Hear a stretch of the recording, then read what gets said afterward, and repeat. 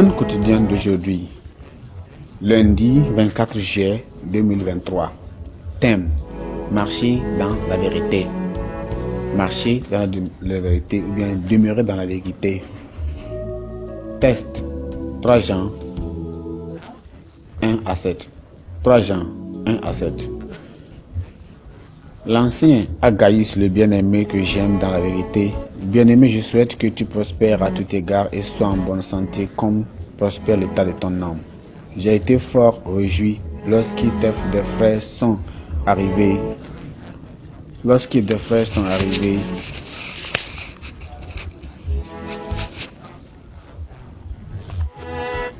Et ont rendu témoignage de la vérité qui est en toi, de la manière dont tu marches dans la vérité.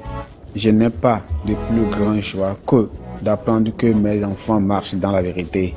Bien-aimé, tu agis fidèlement dans ce que tu as fait pour les frères et même pour les frères étrangers, lesquels ont rendu témoignage de ta charité en présence de l'Éternel, de l'Église. Tu feras bien de pouvoir à leur voyage d'une manière digne de Dieu, car c'est pour le nom de Jésus-Christ qu'ils sont partis sans rien recevoir des païens. Le verset 4, c'est le verset clé, qui dit: je n'ai pas de plus grande joie que d'apprendre que mes enfants marchent dans la vérité. Amen. De nombreux chrétiens se targuent d'être intelligents, défenseurs de la vérité. Ils prétendent marcher selon la vérité, mais ils ne sont que des fanatiques légalistes qui ne comprennent pas correctement ce qu'est la vérité et encore moins ce que cela signifie de marcher dans la vérité. Dans cette épître, Jean le bien-aimé écrit pour féliciter l'un de ces chrétiens exceptionnels dont la vie, les œuvres et le témoignage ont montré qu'il marche dans la vérité. L'apôtre l'a félicité pour avoir une excellente vie spirituelle et a prié pour qu'il prospère matériellement et soit en bonne santé, tout comme il prospérait spirituellement. La marche de Gaius dans la vérité n'était pas caractérisée par une simple adhésion à un exemple ou bien à un ensemble de dogmes, mais c'était une démonstration vivante de l'Éternel, des vérités révélées et manifestées dans l'amour pratique. Les témoignages qui parvinrent à Jean au sujet de l'hospitalité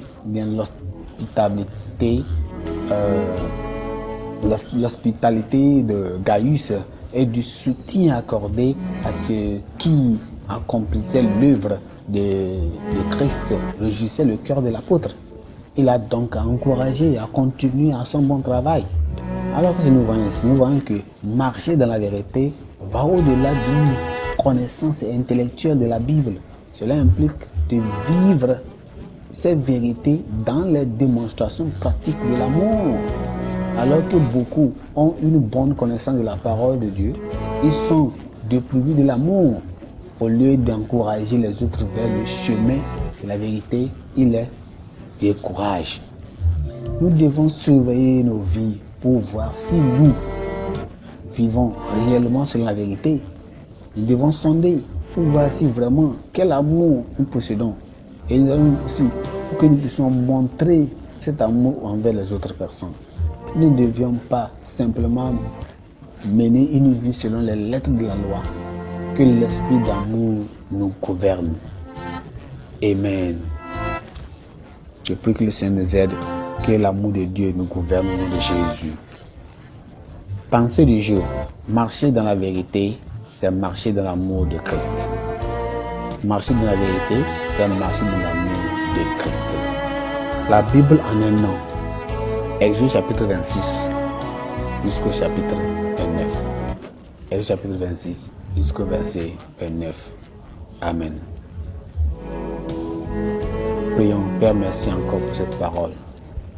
Aide-nous, Seigneur, que nous allons mener une vie de la Bible, Seigneur, pratique, n'importe où nous sommes. Que cette vie soit pratique dans nous au nom de Jésus. Que tous les gens voient Jésus-Christ et voient cette vie que nous menons. Qui vont voir que nous sommes vraiment des enfants de Dieu et nous le menons pratiquement. Seigneur, aide-nous, Seigneur, au nom de Jésus. Au nom précieux de Jésus, nous avons prié. Amen.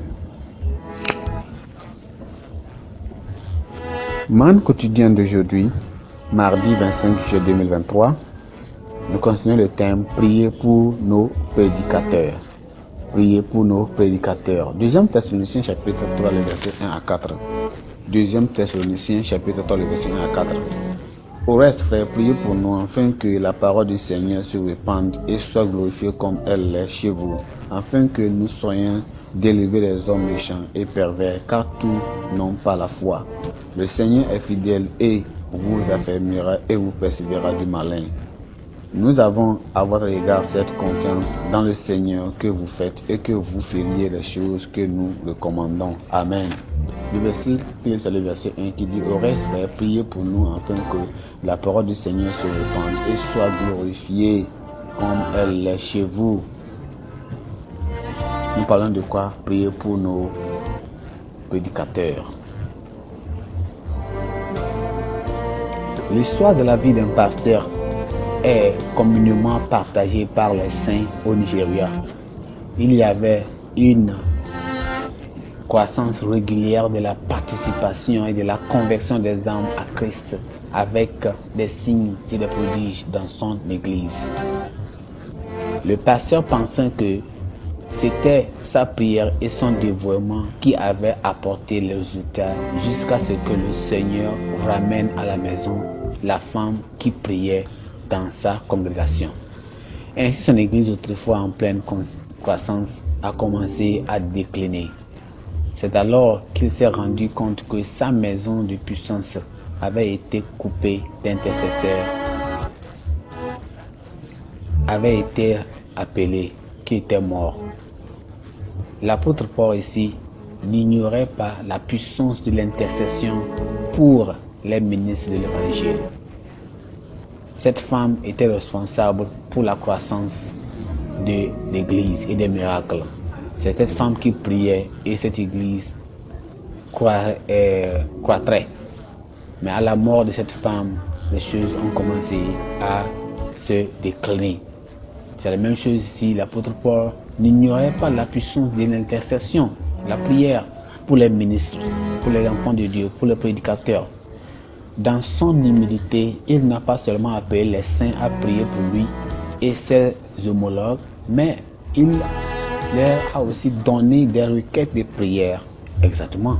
Nous devons prier pour nos prédicateurs, car ils sont les principales cibles du diable. Les jeunes chrétiens, priez pour nos fidèles prédicateurs. Sachez que demain, vous serez à leur place. De même, priez pour les leaders de votre communauté chrétienne, scolaire, pour qu'ils aient l'onction et le courage de prêcher l'évangile. Nous le ferons au nom de Jésus. Nous le ferons au nom de Jésus. Que le Seigneur nous aide à le faire.